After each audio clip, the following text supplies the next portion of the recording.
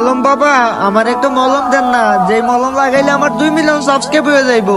মলম তো তোরা আমি অবশ্যই দিতাম, কিন্তু তোরে আমি দিমু না, কারণ তুই আমার সেলের কালেকশন ভার্সেস হারাইছ।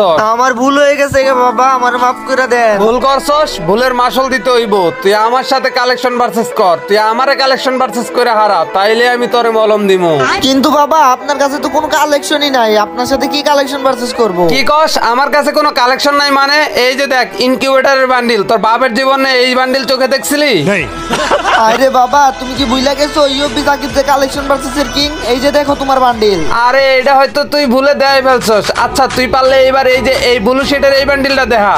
হ্যাঁ, তোমার এই বান্ডিলও দেখাই দিলাম। আয় হাই রে, তোর কাছে এই ব্লু শেডের বান্ডিল এটাও আছে? আচ্ছা তুই পারলে এখন এই যে এই বান্ডিলটা দেখা, যদি এটা তুই দেখাইতে পারোস তাহলে তুই উইন। এই যে দেখো বাবা, তোমার এই বান্ডিলও আমার কাছে আছে।